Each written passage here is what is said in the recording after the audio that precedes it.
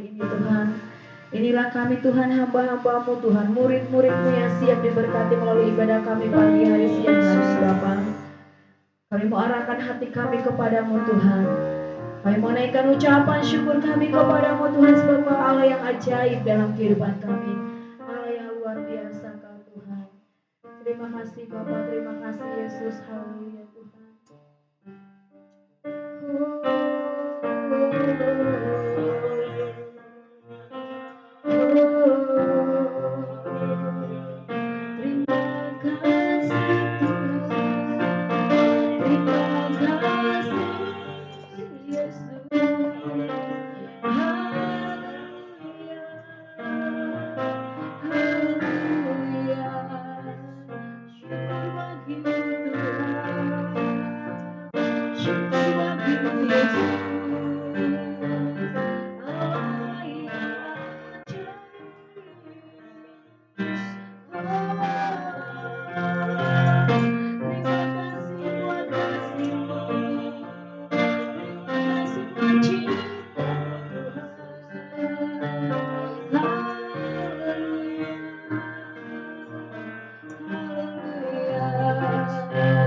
Terpujilah nama Tuhan. Kami mau terus menikmati hadirat-Mu Tuhan. Terima kasih Bapa. Yesus.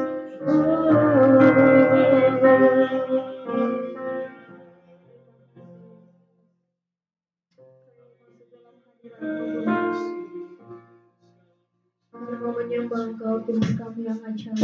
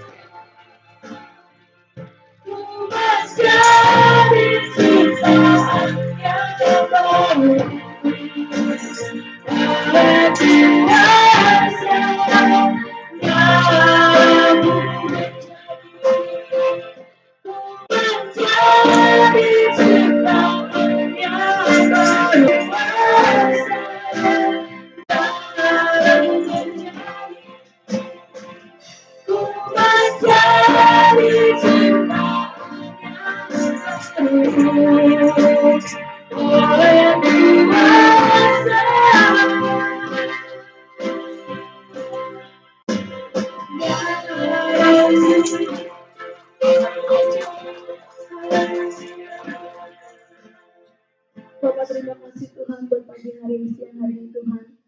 Kami menjadi ciptaan yang baru ketika Engkau menebus kami Tuhan di kaki salib-Mu yang kudus. Kami serahkan kehidupan kami Bapa.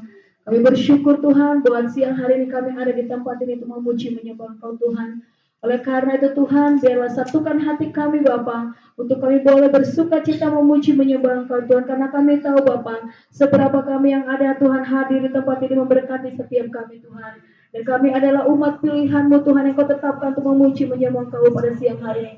Terima kasih Tuhan, berkati ibadah kami dari awal sampai akhirnya. Biarlah sukacita, damai sejahtera daripada-Mu terus ada dalam kehidupan kami. Di dalam nama Yesus kita yang siap diberkati, menari bagi Tuhan, sama-sama katakan amin. Haleluya, puji Tuhan. Kita bersyukur di Allah yang ajaib, Allah yang dahsyat. Amin. Sama-sama kita mengatakan bangkit serukan nama Yesus. Haleluya.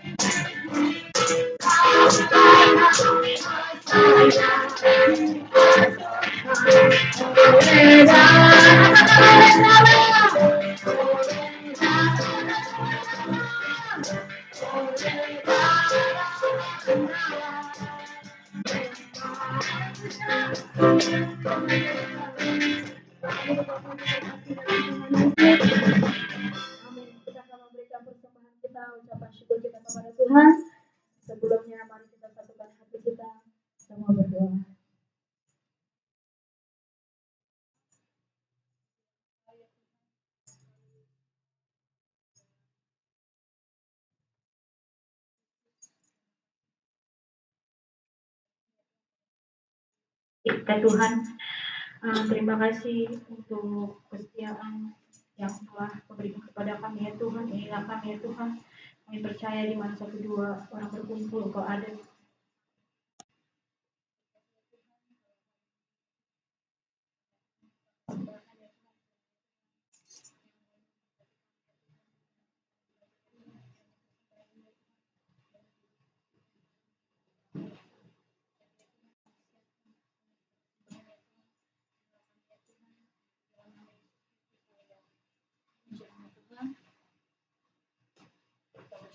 Buat hari ini kita akan memberikan persembahan kita, ucapan syukur kita kepada Tuhan. Kita mengangkat pujian katakan Kau Allah yang setia, Bapa yang mulia.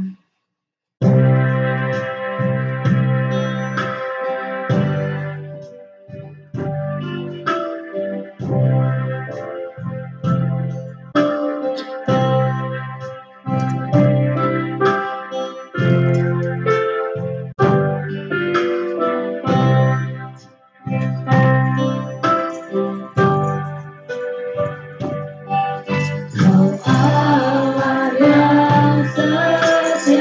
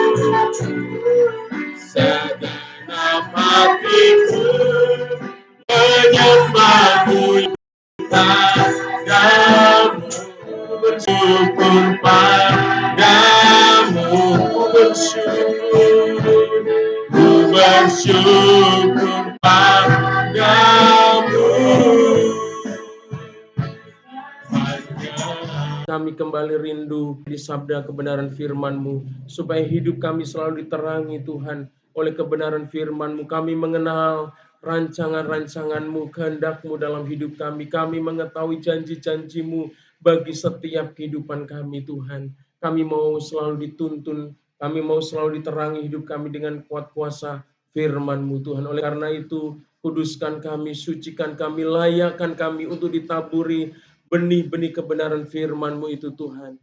Terima kasih Bapa, terima kasih Yesus. Kami tahu ketika kami mau tidak fokus kepada kebenaran firman-Mu, ada oknum yaitu kuasa kegelapan yang ingin mengarahkan, yang ingin mengelap pekerjaan kuasa iblis itu di dalam nama Tuhan Yesus. Kami memberkati kami, sehingga kami bisa menangkap dan menerindukan untuk hamba sampaikan kepada umat-Mu di tempat ini. Biarlah setiap kata, setiap kalimat yang keluar dari bibir lidah hamba-Mu adalah perkataan firman Tuhan yang ada dalam kontrol dan kendali kuasa Roh Kudus, sehingga setiap perkataan dan kalimat yang keluar dari hamba-Mu ini bisa membangun. Kami siap untuk diberkati dengan kebenaran firman-Mu. Di dalam nama Yesus kami sudah berdoa dan mengucap syukur. Haleluya, sama-sama katakan amin. Haleluya, haleluya. Shalom. Ya, apa kabar semuanya? Luar biasa. Iya. Hari ini kita banyak yang tidak hadir karena ada ya anggota jemaat kita yang sedang merayakan bona tahun ya, dan dua-duanya adalah anggotanya dari jemaat kita. Tapi tidak apa-apa, kita boleh mendukung mereka supaya mereka tetap menjadi berkat ya di tengah-tengah persekutuan mereka, di tengah-tengah punguan mereka. Ya, Bapak Ibu ini kasih Tuhan, kita mau siapkan hati kita. Hari ini kita mau membaca dan merenungkan firman Tuhan yang terambil di dalam kitab Lukas ya, pasal 22. Lukas pasal 22 ayatnya yang ke berapa itu? 39 sampai 40, 46. Ini laptop saya masih hang nih. Kebanyakan data di dalamnya, jadi terlalu berat bekerja di sini. Haleluya. Ya, kita baca Bapak yang kasih Tuhan. Mulai ayatnya yang ke 39 ya. Ya, Lukas 22 ayat 39 sampai 46. Judul perikop firman Tuhan ini di dalam Alkitab kita diberi judul oleh lembaga Alkitab kita dengan judul Di Taman Getsemani ya. Mari kita baca berganti-gantian, saya ayat ganjil dan Bapak dan Ibu ayatnya yang genap. Ya. Demikianlah firman Tuhan. Lalu pergilah Yesus keluar kota, dan sebagaimana biasa ia menuju Bukit Zaitun, murid-muridnya juga mengikutinya.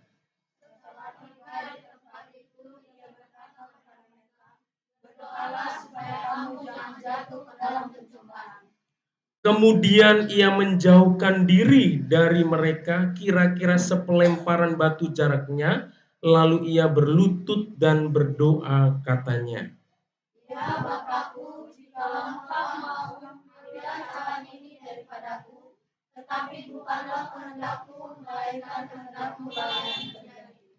Maka seorang malaikat dari langit menampakkan diri kepadanya untuk memberi kekuatan kepadanya.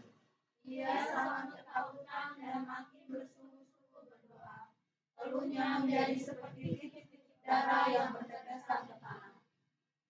Lalu ia bangkit dari doanya dan kembali kepada murid-muridnya, tetapi ia mendapati mereka sedang tidur karena duka cita. Katanya kepada mereka, "Mengapa kamu tidur? Bangunlah dan berdoalah supaya kamu jangan jatuh ke dalam pencobaan." Haleluya. Ya, kita sudah membaca satu perikop firman Tuhan, Bapak Ibu Tuhan ya. Dan berdasarkan bacaan firman Tuhan ini, hari ini saya memberi tema khotbah saya yaitu dengan judul doa meneguhkan iman. Next. Ya. Ya, judul kita, renungan kita adalah doa mengubahkan iman. Ya. Ya, firman yang kita baca dalam Lukas 22 ayat 39 sampai dengan ayatnya yang ke-46 ini, Bapak Ibu Tuhan, merupakan firman yang menceritakan di mana Tuhan Yesus menjelang atau akan dimulainya satu perjalanan yang mengerikan menurut saya. Perjalanan yang sangat berat, Saudara yang kasih Tuhan, karena Yesus akan disalib di atas kayu salib, dan sebelum dia disalib, sebelum dia naik dipaku di atas kayu salib, Saudara yang kasih Tuhan, dia terlebih dulu mengalami banyak penderitaan, mengalami banyak penganiayaan yang begitu keji, yang begitu kejam, saudara. Nah, kita melihat di dalam saat-saat seperti itu, ya, saat-saat yang menjelang Yesus hendak disalibkan ini, ya, saat-saat yang sulit, merupakan saat-saat yang sulit, saat-saat yang berat, saat-saat yang menakutkan, dan saat-saat yang yang mengerikan, saudara, ya. Jadi ketika Yesus itu mau disalib, saudara, ya, itu adalah sesuatu yang yang mengerikan di bayangan Tuhan Yesus, saudara, ya. Itulah sebabnya ketika Yesus diperhadapkan dengan apa yang akan dialaminya, yaitu penderitaan, siksaan, dan penyalipan dirinya, dia merasakan ketakutan sebagai manusia pada umumnya, saudara. Ya, Yesus itu memang Allah, Yesus itu memang Tuhan. Tetapi ketika Yesus itu menjadi manusia, dia bukan pura-pura menjadi manusia, saudara. Tetapi dia benar-benar menjadi manusia, 100% menjadi manusia, saudara. Jadi apa yang dialami, yang bisa dirasakan manusia, itu bisa dirasakan 100% oleh Tuhan kita, oleh Yesus Kristus ketika dia menjadi yang menjadi manusia. Sering kasih.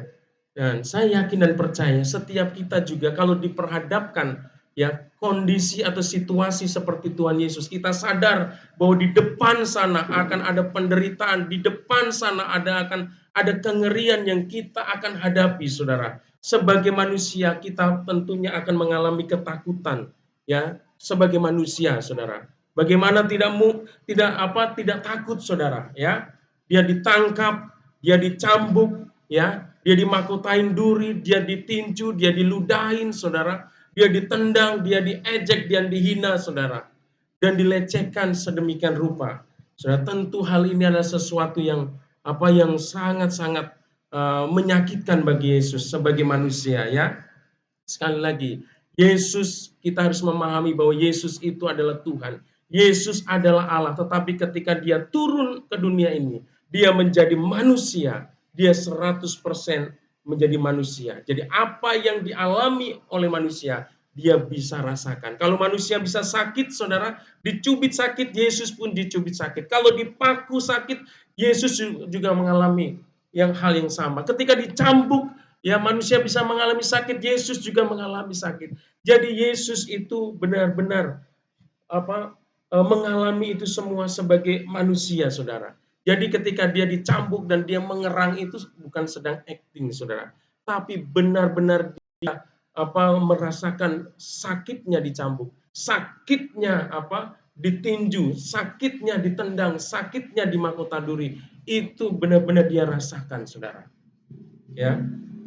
Jadi Tuhan Yesus itu bukan sedang acting ketika dia menjadi manusia. Dia tidak pura-pura ketika dia menjadi manusia. Dia benar-benar menjadi manusia, saudara, ya. Dalam keadaan itulah Yesus memerlukan kekuatan yang besar agar dapat menghadapi, agar dapat menjalani, agar dapat menerima apa yang akan dihadapi itu, saudara. Saudara yang kasih Tuhan, Yesus memerlukan kekuatan di dalam hidupnya. Ketika dia menjadi manusia, dia perlu kekuatan yang dari untuk menghadapi, ya. Lalu apa kira-kira yang dilakukan oleh Tuhan Yesus ketika dia sadar bahwa di depan langkahnya, di depan hidupnya, saudara, akan ada serangkaian penderitaan yang akan dialami, yang begitu menyakitkan, yang begitu mengerikan, yang begitu menakutkan itu, saudara. Nah, kalau kita memperhatikan ayat yang kita baca ini, ya, dalam masa-masa yang berat, dalam masa-masa yang sulit, dalam masa-masa yang menakutkan tersebut, sebagai manusia dia sadar bahwa dia tidak akan mampu untuk menjalani itu semua. Oleh karena itu dia butuh kekuatan dari Bapanya di sorga, saudara, ya. Yang dilakukan oleh Yesus adalah dia datang berdoa kepada Bapa di sorga. Ya, yang dilakukan Yesus adalah dia berdoa, dia berseru kepada Bapanya.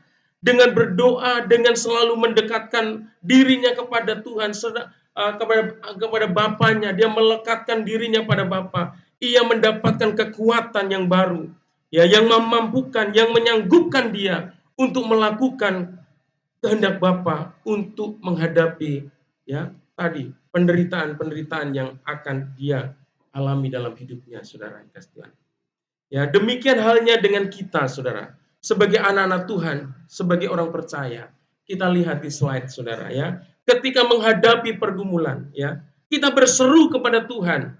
Ketika terbentur tembok atau mengalami jalan buntu, saudara, kita berdoa kepada Tuhan.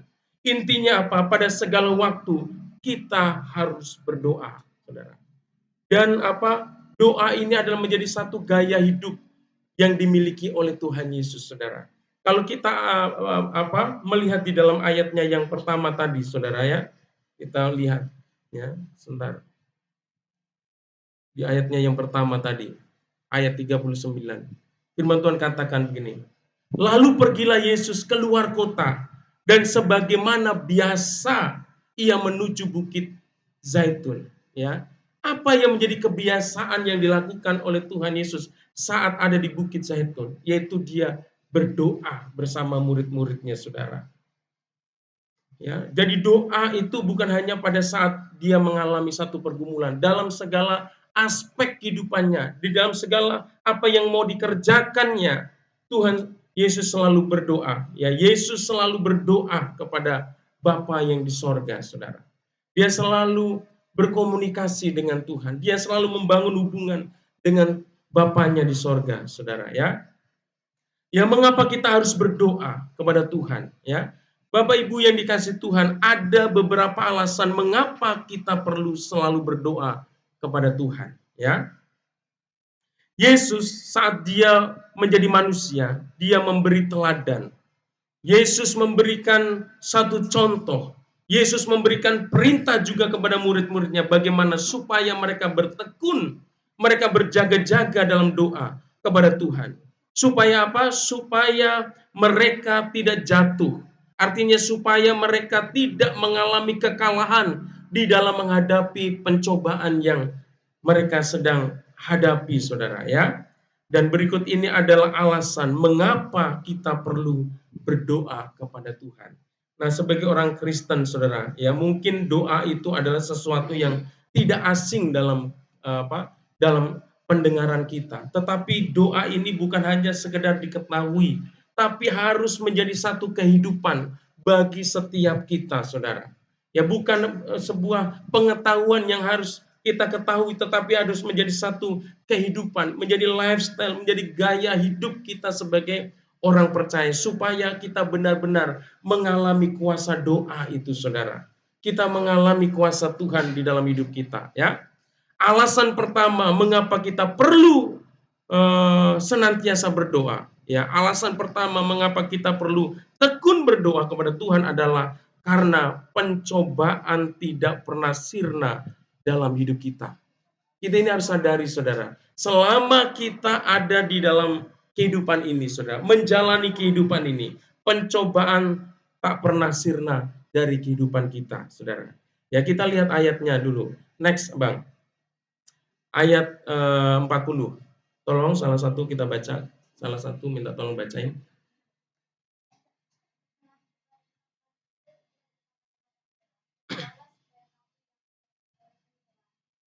Ya, setelah tiba di tempat itu, ia berkata kepada mereka, berdoalah supaya jangan jatuh ke dalam pencobaan, saudara, ya.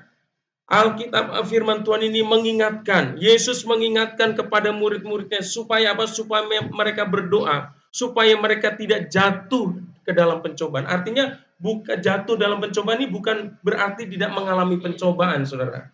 Ya, pencobaan itu akan selalu ada dalam kehidupan kita. Tapi bicara tentang jatuh itu bicara tentang kekalahan, saudara.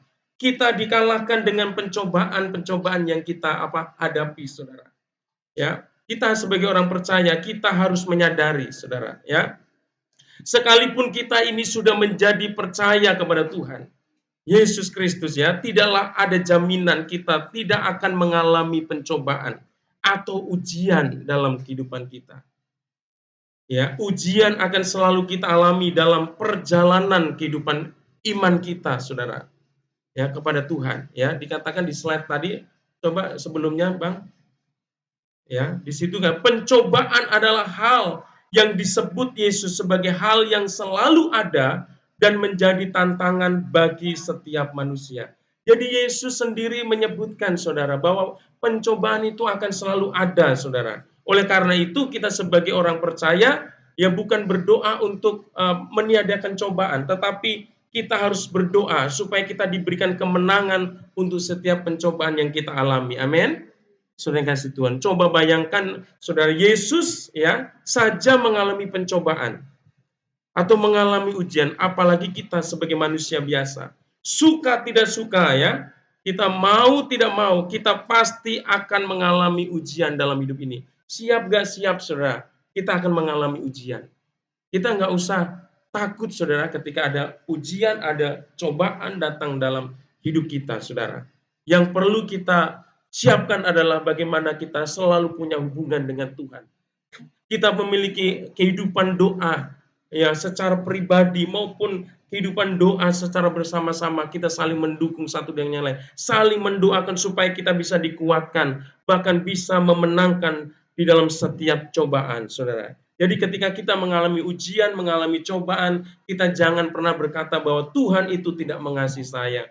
Tuhan itu jahat sama saya, Saudara. Saya yakin dan percaya bahwa tujuan pencobaan atau ujian yang Allah izinkan kita alami adalah supaya kita dapat naik kelas. Amin. Bisa mengalami level up ya. Kemarin di doa pengerja selalu diingatkan bahwa kita sebagai murid-murid Tuhan Yesus harus mengalami kenaikan kelas ya, naik kelas, level up Saudara, terus naik kelas terus Saudara. Ya tanpa pencobaan, tanpa ujian kita tidak akan pernah naik kelas Saudara ya. Iman kita, kasih kita, kesetiaan kita, karakter kita terus akan Tuhan uji, terus akan Tuhan murnikan dalam hidup kita, Saudara. Jadi Tuhan bukan karena tidak sayang, tidak mengasihi kita, tapi Tuhan melalui ujian, Tuhan melalui cobaan yang Tuhan izinkan dalam hidup kita. Tuhan mau supaya kehidupan kita sebagai anak-anak Tuhan semakin dimurnikan, dimurnikan dan dimurnikan. Amin. Seperti apa? Emas, Saudara. Semakin emas itu semakin murni, semakin murni, semakin murni. Itu harganya makin mahal, dan makin mahal, Saudara. Oleh karena itu hidup kita ya harus makin hari itu makin berarti di mata Tuhan. Mendatangkan kemuliaan bagi nama Tuhan, Saudara. Sehingga ketika kita tahu bahwa ujian dan cobaan yang datang dalam hidup kita untuk memproses hidup kita supaya indah dalam Tuhan, sehingga kita dapat menjadi semakin serupa dengan gambar Kristus, Saudara. Ini yang Tuhan, ini yang Allah inginkan, Saudara. Kita ini harus menjadi semakin serupa dengan Kristus. Itu yang menjadi sasaran Tuhan, yang menjadi tujuan Tuhan mengizinkan ujian dan cobaan dalam hidup kita supaya kita bisa semakin disempurnakan seperti Kristus. Itu Saudara. Tuhan mau kita memiliki pribadi yang senantiasa memuliakan Tuhan. Haleluya. Ya. Nah, Bapak dan Ibu yang dikasihi Tuhan, kita perlu mengetahui bahwa ada beberapa sumber pencobaan yang datang dalam hidup kita, Saudara. Sebenarnya pencobaan-pencobaan itu datang dalam hidup kita, sebenarnya ada dua sumbernya. Kita ini harus tahu, Saudara, jangan sedikit-sedikit menyalahkan Tuhan. Ya, Tuhan itu hanya memang mengizinkan, tapi Dia tidak mencobai, Saudara. Dia hanya mengizinkan. Melalui apa ujian? Melalui apa cobaan itu masuk dalam kehidupan kita? Next slide. Nah, ya, di sini Saudara yang kasih Tuhan, pencobaan itu datangnya pertama itu dari iblis tentunya. Karena iblis itu adalah pribadi yang tidak ingin melihat hidup kita semakin serupa dengan Kristus. Iblis tidak ingin supaya apa? Hidup kita semakin memuliakan Tuhan. Ya, hidup kita semakin berkenan kepada Tuhan. Karena ketika hidup kita semakin berkenan, Saudara, kepada Tuhan, maka hidup kita akan semakin diberkati. Tuhan akan pakai kita secara luar biasa, secara dahsyat, Saudara. Dan iblis itu tidak mau. Tuhan punya rancangan-rancangan yang indah dalam hidup kita. Tuhan punya rancangan-rancangan yang besar dalam hidup kita. Dan pribadi yang ingin menggagalkan dan menghancurkan rancangan Tuhan dalam hidup kita adalah iblis, saudara. Oleh karena itu, iblis selalu mencari cara untuk mencobai kita supaya kita jatuh, supaya kita apa? Tidak melakukan kehendak Tuhan. Supaya apa? Supaya kita jauh dari Tuhan. Supaya apa, guys? Supaya kita jauh dari rancangan Tuhan yang sudah Tuhan rancangkan di dalam hidup kita. Oleh karena itu, iblis kalau sekali dia mencobai kalah, saudara, dia tidak menyerah. Dia, firman Tuhan katakan, dia selalu mencari kesempatan, saudara. Mencari waktu yang baik, saudara. Untuk menyerang kembali, saudara. Untuk mencobai lagi. Oleh karena itu, sebagai anak-anak Tuhan, saya mau katakan, kita jangan pernah lengah. Kita jangan pernah terlena, saudara. Kita merasa kuat dan merasa hebat di dalam menjalani kehidupan ini, saudara. Ya, ingat, kita punya musuh ya namanya iblis, saudara. Dan ini benar-benar di dalam Alkitab itu sudah nyata dan terang-terangan. Yesus pun diuji. Yesus pun dicobai oleh iblis secara langsung, secara terang-terangan. Coba, iblis aja didatangi dan dicobai iblis, saudara. Ya, di mana itu? Siapa yang tahu? Yesus dicobai. Kak Kesia tahu? Yesus dicobai iblis? Hah? Ketika Yesus menyelesaikan puasanya 40 hari 40 malam, iblis membawa Yesus, katanya ya. Iblis itu membawa Yesus untuk dicobai. Ya, yang pertama apa yang cobaan iblis, yaitu dia menyuruh Yesus membuat batu menjadi roti. Ya, bagi Yesus tidak ada yang tidak mungkin bisa lakukan. Karena dia itu Allah, saudara. Tapi dia tidak mau melakukannya. Karena itu yang memerintahkan iblis, saudara. Tidak mau, saudara. Gagal pencobaan pertama. Dia nggak nyerah, saudara. Dan apa? Dia bawa Yesus lagi ke bubungan bait Allah. Dan dia katakan sama Yesus, jatuhkan dirimu. Karena ada tertulis, ketika engkau menjatuhkan diri, ada malaikat Tuhan yang akan menangkap, menata dengan tangannya, saudara. Engkau tidak akan terluka, saudara. Dan Tuhan Yesus kembali tidak mau mengikuti apa yang menjadi kemauan iblis, saudara. Gak puas lagi, saudara. Gak kapok, gak nyerah. Yesus dibawa lagi ke atas bukit, saudara. Dan dia tunjukkan keindahan dan kemegahan dunia ini. Dan iblis berkata, kalau kamu mau menyembah aku, akan saya kasih semua, ya segala isi dunia ini kepadamu. Saudara kasih, itu iblis, saudara. Pede sekali, ya, mencobai Yesus. Apalagi kalau berhadapan sama kita, lebih pede lagi kali ya. Ya, sama berhadapan sama Yesus saja pede dia, saudara. Dan apa? Dia gagal. Dan apa? Alkitab mengatakan dia mencari waktu yang baik, mencari waktu yang tepat untuk bisa menyerang lagi, saudara. Dan tentunya iblis menyerang kembali ketika Yesus disalib, ya, sering kasih Tuhan.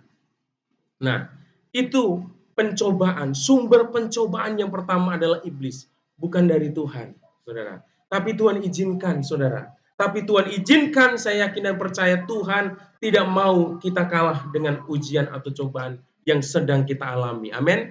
Tuhan mau kita bisa memenangkan setiap ujian, sebagaimana Yesus juga mengalahkan ujian itu, sehingga kita bisa menjadi seorang pemenang, saudara, ya. Dan ujian yang kedua, ya, sumber ujian yang kedua adalah dikatakan keinginan manusia sendiri. Jadi keinginan kita, keinginan daging kita inilah yang akan menjadi tantangan tersendiri bagi diri kita sendiri. Sebenarnya kita ini diuji, saudara, dicobai dengan keinginan-keinginan kita sendiri. Ya, keinginan-keinginan yang tidak berkenan kepada Tuhan. Seringkali dalam diri kita ini ada peperangan antara bagaimana kita ingin melakukan kehendak Allah atau kita ingin melakukan keinginan kita, saudara. Ya, sumber itu pada diri kita sendiri. Makanya orang yang hebat di dalam Alkitab katakan, bukan orang yang mengalahkan orang lain, tetapi orang yang bisa mengalahkan dirinya sendiri, saudara.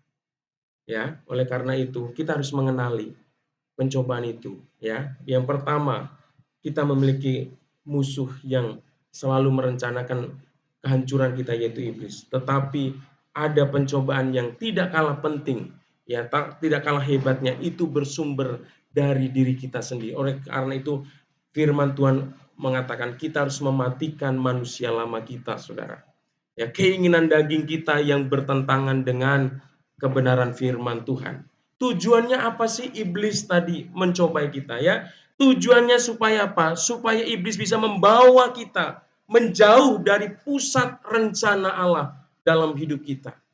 Oleh karena itu, saudara yang kasih Tuhan, ketika kita menghadapi pencobaan itu, kita tidak bisa ya hadapi dengan kekuatan sendiri. Kita perlu datang kepada Tuhan. Sebagaimana Yesus juga dia datang kepada Tuhan, ya. Dia menyadari dia tidak dapat melakukan menghadapi diri dengan kekuatannya dia sebagai manusia. Dia harus menghadapinya dengan kekuatan ilahi, saudara. Nah, di dalam Alkitab ada dua contoh, saudara. Orang yang gagal ya menghadapi cobaan dan ada orang yang sukses menghadapi cobaan atau ujian. Yang pertama orang-orang yang gagal itu Daud. Ya, ini ujiannya adalah keinginan dagingnya. Ya, iblis itu sering memakai keinginan daging kita untuk menjatuhkan kita, saudara. Ya, apa itu? Kegagalan Daud. Ya, kegagalan Daud ketika dia tidak bisa menguasai dirinya. Ya, dia pernah membunuh namanya Uria dan mengambil istri Uria namanya Betsheba, saudara. Jahat sekali Daud ini. Ingin menguasai, ingin mengambil istri orang lain, saudara. Dia tidak bisa menguasai keinginan dirinya yang bertentangan dengan Tuhan, saudara. Karena apa? Karena dia menghiraukan hubungannya dan dia pergaulannya dengan Tuhan. Dia jatuh dan membiarkan keinginannya yang menguasai dirinya. Akhirnya apa? Dia kalah dengan cobaan itu. Tentunya ya ketika dia kalah ada konsekuensi. Dia mengalami penghukuman dari Tuhan, mengalami sesuatu yang tidak enak dalam hidupnya. Tetapi di dalam Alkitab juga, saudara, ada satu tokoh firman Tuhan yang Yang menunjukkan dia berhasil menguasai keinginannya, yaitu Yusuf, saudara. Ya, ketika dia bekerja di rumahnya Potifar, dia digoda sama tante Potifar untuk melakukan perzinahan, saudara. Yusuf ini yang masih muda, saudara. Yang sebenarnya keinginan dagingnya lebih kuat, saudara. Kalau dibanding dengan keinginan dagingnya Daud mungkin, saudara, itu lebih kuat Yusuf karena dia belum menikah, saudara. Ya, lebih keinginan dagingnya lebih kuat. Sedangkan Daud ini sudah punya istri sebenarnya, saudara kasih Tuhan, tapi dia tidak bisa. Tapi Tapi Yusuf ini dia bisa menguasai keinginan dagingnya. Karena apa? Kan dia punya hubungan yang dekat dengan Tuhan. Dia selalu datang sama Tuhan, saudara. Saya yakin dia bisa melakukan itu semua karena kekuatan yang dari Tuhan. Amin. Saudara yang kasih, akan tersedia upah bagi mereka yang tetap mengasihi Allah dan bertahan di dalam pencobaan yang dialaminya, saudara. Di dalam Yakobus 1 ayat 12 nanti Bapak dan Ibu boleh baca, saudara. Jadi ada upahnya. Ketika kita bisa memenangkan cobaan, kita memenangkan ujian itu ada upah. Ada berkat yang Tuhan sudah sediakan bagi setiap kita. Jadi kenapa kita harus berdoa kepada Tuhan? Karena kita yang menyadari bahwa pencobaan selalu ada dalam hidup ini. Amin.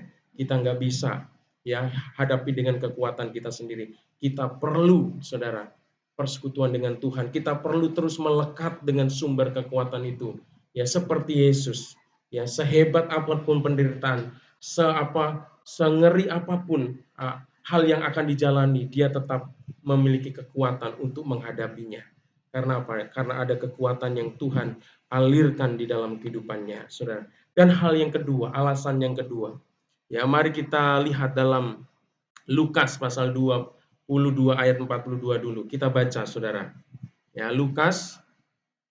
Next, Bang, di bawahnya ya. Firman Tuhan katakan nih, "Ya Bapakku, jikalau engkau mau, ambillah cawan ini daripadaku, tetapi bukanlah kehendakku, melainkan kehendakmu lah yang terjadi," saudara. Hal yang kedua, alasan yang kedua, kenapa kita harus bertekun di dalam doa adalah kehendak Tuhan selalu ada.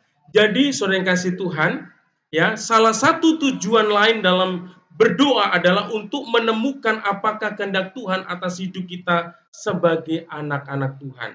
Jadi dengan bersekutu dalam doa, kita punya hubungan yang erat dengan doa, kita akan bisa melihat, kita bisa mengenali, saudara, kita bisa mengerti apa yang menjadi kehendak Tuhan di dalam setiap kehidupan kita.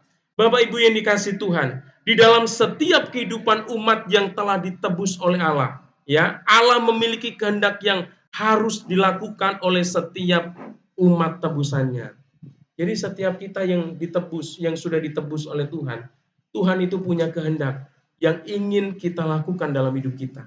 Dan tugas kita adalah kita bagaimana kita bisa menemukan kehendak Allah di dalam hidup kita yang harus kita lakukan di dalam hidup kita, saudara. Dan hal itu bisa kita lakukan. Kehendak Tuhan itu kita bisa temukan ketika kita punya hubungan yang intim dengan Tuhan. Kita punya kepekaan rohani, bisa menangkap apa yang Tuhan kehendaki dalam hidup kita. Tetapi kita sebagai umat tebusan Tuhan bukan hanya wajib untuk menemukan kehendak Tuhan yang harus kita lakukan dalam hidup kita, tetapi kita sebagai anak-anak Tuhan punya kewajiban untuk melakukan, amin, untuk melakukan setiap kehendak Tuhan yang sudah kita temukan, saudara.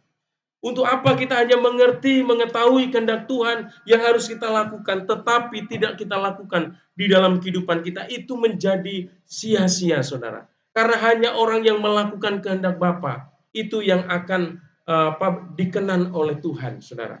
Ya, kalau kita hanya mengetahui tetapi tidak melakukan kehendak Tuhan dalam hidup kita, kita tidak akan menjadi orang yang dikenan oleh Tuhan. Sehingga apa? Di dalam Matius 7 ayat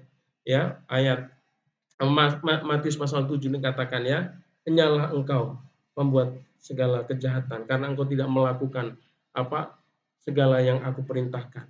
Ya, mereka yang berseru, Tuhan, Tuhan, bukankah aku sudah mengusir setan demi namamu, ya, sudah melakukan banyak hal demi namamu. Tetapi ketika orang berseru ini kepada Tuhan, Tuhan tolak, saudara. Karena apa? Tidak melakukan apa yang menjadi kehendak Bapa di dalam hidupnya. Oleh karena itu, kita sebagai anak-anak Tuhan harus bisa menemukan kehendak Tuhan dalam hidup kita. Dan untuk menemukan kehendak Tuhan itu kita bisa temukan melalui persekutuan kita yang intim dengan Tuhan. Oleh karena itu kita harus punya kehidupan doa secara pribadi dengan Tuhan. Saudara yang kasih Tuhan, ya. Nah, kalau kita bicara kehendak Tuhan, ya, ada banyak kehendak Tuhan dalam hidup ini, saudara, yang harus kita temukan dan harus kita lakukan. Nah, dan alasan yang ketiga, saudara, kenapa kita harus bertekun dalam doa, saudara? Ya, alasan yang ketiga adalah kelemahan kita selalu nyata, saudara. Ya, ayat 22, pasal 22 ayat 45. Ya, firman Tuhan katakan begini, lalu ia bangkit, ya, Yesus bangkit, ya, Yesus berdiri dari doanya, ya, dan kembali kepada murid-muridnya, tetapi ia mendapati mereka sedang tidur karena duka cita. Jadi Tuhan Yesus di Taman Getsemane itu, saudara kasih Tuhan, dia berdoa, mengajak murid-muridnya, saudara, untuk juga berdoa. Tetapi untuk kesekian kali Yesus berhenti dari doanya dan dia datangi murid-muridnya dan mereka juga tertidur. Dan kembali lagi Yesus untuk beberapa kali mengingatkan supaya mereka tetap berjaga-jaga di dalam doa, saudara. Tetapi kembali endingnya tetap tidur, saudara. Ya, ini membuktikan apa? Manusia itu lemah, saudara. Fisik kita ini lemah, saudara. Ya, kehidupan kita ini lemah, saudara. Oleh karena itu benar-benar kita memerlukan kekuatan daripada Tuhan. Ya, alasan berikutnya mengapa kita berdoa adalah karena kita memiliki kelemahan. Yesus menegaskan bahwa roh memang penurut, tapi pada dasarnya daging kita adalah lemah. Bapak Ibu yang kasih Tuhan, tidak ada orang yang kuat, ya, dengan kekuatannya sendiri berjalan dan menghadapi kehidupan ini. Terlebih lagi kita sebagai anak Tuhan, ya, tidak ada yang kuat dan hebat untuk menjalankan kehendak Tuhan yang sudah kita ketahui tadi, saudara. Ya, tidak mudah untuk melakukan kehendak Tuhan, saudara. Ya, jadi hal yang sangat penting dalam hidup kita memang menemukan kehendak Tuhan dalam hidup kita. Tapi yang lebih penting